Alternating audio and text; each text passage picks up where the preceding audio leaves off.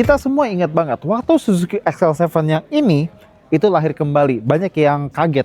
Wah, XL7 kan dulu trimnya Escudo, Grand Escudo gitu kan. 2300 cc, V6, kenapa sekarang jadi begini? Tapi ternyata mobil ini laku. Masih banyak yang membutuhkan mobil keluarga bergaya SUV seperti ini dengan mesin yang irit. Dan sekarang ada varian barunya. Dan sekarang ini varian Zeta, ini varian yang paling entry. Di tengah-tengah ada Beta Hybrid dan di atasnya yang paling flagship untuk saat ini itu ada Suzuki XL7 New Alpha Hybrid. Tapi sekarang kita lihat ke Zeta dulu, kenapa? Alasannya nanti gua spill di akhir video. Pertama-tama perubahannya, dia pakai grill depan baru dengan aksen ala satin silver di bagian sininya. Di garis bumper depan bagian bawah, aksen silver juga. Plus, lampu depan sebenarnya nggak kelihatan terlalu berubah banyak, tapi ada detailing chrome di bagian sini. Ini buat yang Zeta. Kalau yang varian Alpha, itu ada garis warna hitam di bagian depan, di bagian lampunya, seperti itu ya. Dan kalau bagian samping sebenarnya juga nggak terlalu berubah banyak gitu ya. Kalian pertama-tama bisa di bagian depan sini dia pakai pelek 16 inci dengan finishing yang baru two tone. Tapi lagi-lagi buat varian yang lebih tinggi kayak Beta Hybrid atau Alpha Hybrid, mereka pakai pelek yang desainnya sama, tapi buat Alpha Hybrid dia pakai varian pelek dengan warna hitam. Body cladding masih ada karena harus menekankan gaya SUV atau tangguhnya, biarpun kita sama-sama tahu Suzuki XL7 ini sebenarnya mobil apa. Lagi-lagi, buat Suzuki XL7 yang Zeta ini, spion sama handle pintu, dia sewarna body dan gak ada tombol apa-apa di sini ya. Jadi, udah buka aja, tapi enaknya suara nutupnya bagus. Ada roof rail silver di sini dan ada side skirt warna silver juga di sini ya. Ini bagus. Dan jangan lupa kalau misalnya varian Zeta ini adalah satu-satunya varian Suzuki XL7 yang belum atau tidak bermesin SHVS. Yang Beta Hybrid pakai mesin SHVS, yang Alpha Hybrid juga pakai mesin SHVS, Smart Hybrid Vehicle by Suzuki. Sekarang lanjut ke bagian belakang, kita masih di varian Suzuki XL7 yang Zeta.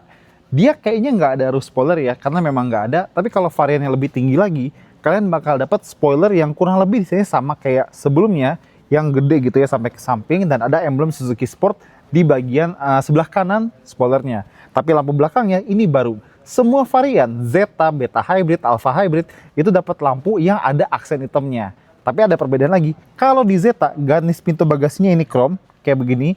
Tapi kalau di misalnya kayak Alpha Hybrid itu dapat yang warna hitam. Nah, untuk bagasi kurang lebih sama ya, kita buka di sebelah sini.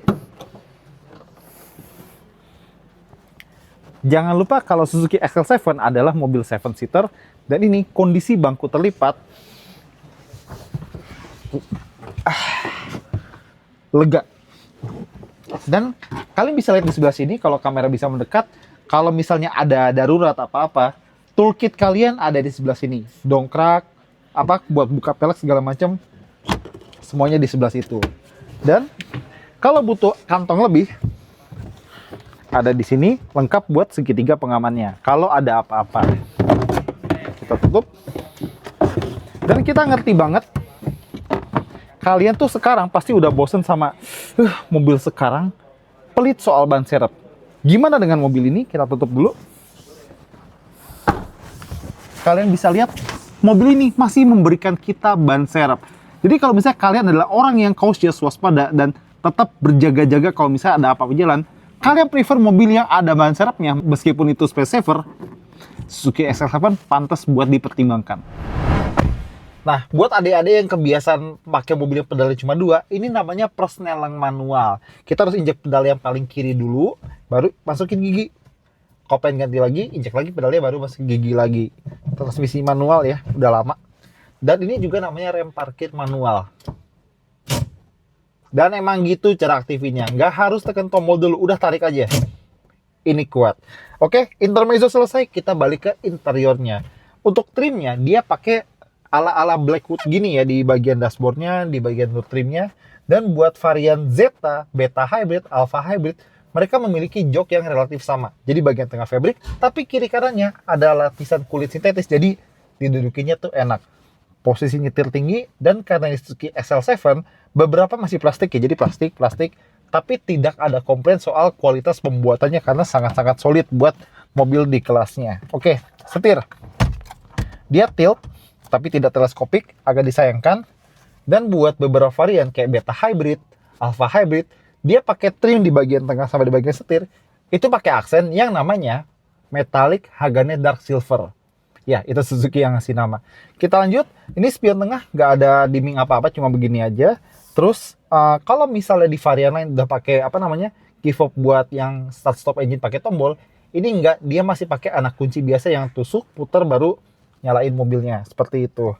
Dan buat varian Zeta ini nggak ada cooler ya atau ventilasi AC di cup holdernya, tapi masih ada colokan 12 volt sama colokan USB 1 di sini. Dan tombol AC-nya masih fisik. Ini adalah hal bagus buat tahun 2026 dan setelahnya karena jadi gampang buat ngatur AC. Oke, belum dual zone tapi nggak apa-apa. Paling nggak ada pengatur arah hembusan, nggak kayak duo LPV kembar itulah. Ya, tahu ya. Terus lanjut lagi, ada buat koneksi Bluetooth ke ke HP kita masing-masing. Dan head unitnya antara Zeta, Beta Hybrid, dan Alpha Hybrid, hampir semua menunya itu identik. Dia bisa Apple CarPlay, dia bisa Android Auto, tapi kalau buat yang Zeta ini, dia nggak dapet TPMS atau pemantau tekanan ban gitu ya. Itu cuma buat varian-varian lebih tinggi, dan kita juga nggak dapet kamera 360 derajat. Itu buat Suzuki XL7 yang Alpha Hybrid. Cuma masih cukup oke lah, karena di sini ya untungnya ini varian Zeta speakernya ya terbatas lah ya. Kalau pengen speakernya lebih banyak, jadi 4 speaker tambah 2 tweeter, lagi-lagi kita harus naik ke varian kayak misalnya XL7 yang Alpha Hybrid. Tapi ini udah cukup oke, jadi kita bisa lihat menunya banyak gitu ya. Kita bisa konsumsi bensin, jarak tempuh, segala macam, radio, semuanya yang kita butuhkan itu udah ada di sini. Terus untuk sun visor, ada cermin di bagian penumpang, tapi bagian driver nggak ada apa-apa. Jadi oke, bagian depannya itu, jadi ini adalah interior yang fungsional, cukup dengan sedikit ubahan biar membuat dia tetap lebih up to date dan tetap fungsional. Jadi nggak ada yang neko-neko, tapi cukup. Sekarang di baris kedua, tinggi gua 178, ruang kepala bagus, ruang kaki juga bagus. Dan gue nggak bercanda, beberapa kali ke pameran gue ketemu orang yang ya beli Suzuki XL7, beberapa alasannya, dan ini nggak cuma 2-3 orang, banyak. Ada yang bilang begini, mereka lagi efisiensi anggaran, terus mereka terpaksa jual Innova mereka, tapi mereka pengen mobil yang nyamannya mirip, makanya mereka beli ini. Gue serius. Oke, fiturnya di sini ada colokan 12 volt, kalau kalian bisa lihat di sebelah sini ya, ada colokan 12 volt, dan untungnya Suzuki XL7 itu dari bawah sampai varian yang paling mahal, AC-nya double blower. Jadi enak. Aduh, AC-nya bunyikan. Nah, ada armrest. Dan ini posisi joknya, sandarannya bisa direbahin. Jadi enak banget buat nyantai di baris kedua. Ada lampu loh. Ini bagus. Sekarang kita mau coba langsung masuk ke baris ketiga ya. Kita geser biar kalian bisa lihat. Nih. Sekarang kita angkat. Yang ini juga. Kita geser dulu. Ya.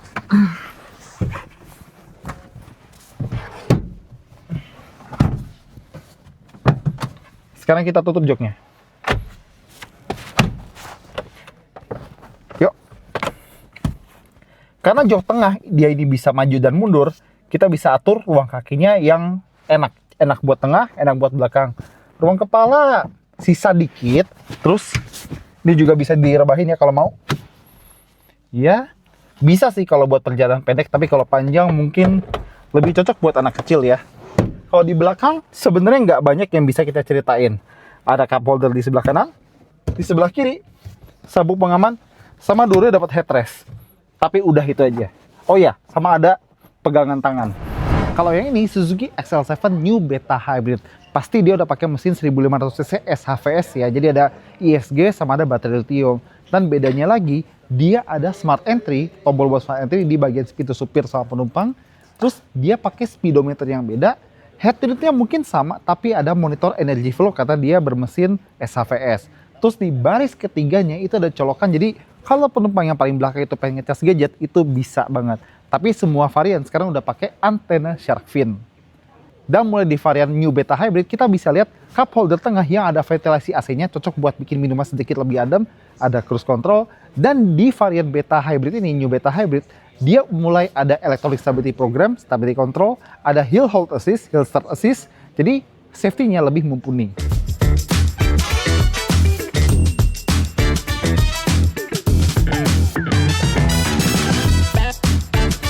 Kalau yang ini Suzuki XL7 New Alpha Hybrid, ada ubahan kosmetik dan penambahan feature. Misalnya kosmetik, cuma dia Suzuki XL7 yang bisa hadir dalam warna two-tone dan banyak detail di bagian depan, di bagian samping, sama di bagian belakang. Dan ketambahan upper roof spoiler itu yang gede, dan gue bilang ada tulisan Suzuki Sport di belakangnya. Terus di dalam kita dapat view kamera 360 derajat, kelihatannya di spion, depan, belakang itu ada kamera, jadi kalau parkir lebih enak. Masih ada tambahan fitur lagi. Buat Suzuki XL7 yang New Alpha Hybrid, kita dapat dashcam dari standarnya. Aman banget kalau misalnya ada yang mau macam-macam sama kita di jalanan, jadi kita punya bukti yang kuat. Di head unit, kita bisa ngelihat TPMS atau pemantau tekanan bannya, jadi lebih aman. Dan di sini kita bisa dapat 4 speaker, masing-masing pintu 1, dan tambahan 2 tweeter di pilar A, dekat pintu gitu ya. Dan Suzuki bilang, ini sound systemnya ada di-tune sama Arcamis, jadi harusnya lebih enak. Kita coba aja lah nanti kalau misalnya kita bisa pinjam unit testnya.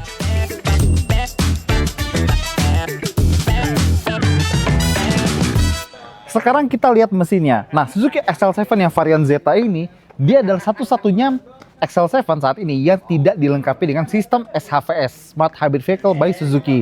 Kalau Beta Hybrid pakai, tapi kalau Alpha Hybrid juga pakai. Dia doang yang tanpa hybrid. 1500 cc, 4 silinder, 104 PS dan 138 Nm. Angkanya moderat. Nah, pilihan gearbox ya, kalau Zeta cuma ada manual 5 percepatan kayak yang tadi kalian lihat. Tapi kalau yang Beta Hybrid sama yang Alpha Hybrid, dia ada varian otomatis 4 speed. Ya, dia masih torque converter. Jadi harapannya bisa lebih awet, lebih kuat, dan lebih durable. Nah, kalau misalnya kalian penasaran, kalau misalnya yang hybrid SHVS itu, aki sama baterai litiumnya itu beda. Sama beberapa hybrid yang mungkin kalian kenal dari sesama merek Jepang atau merek-merek Asia lainnya ya. Oke.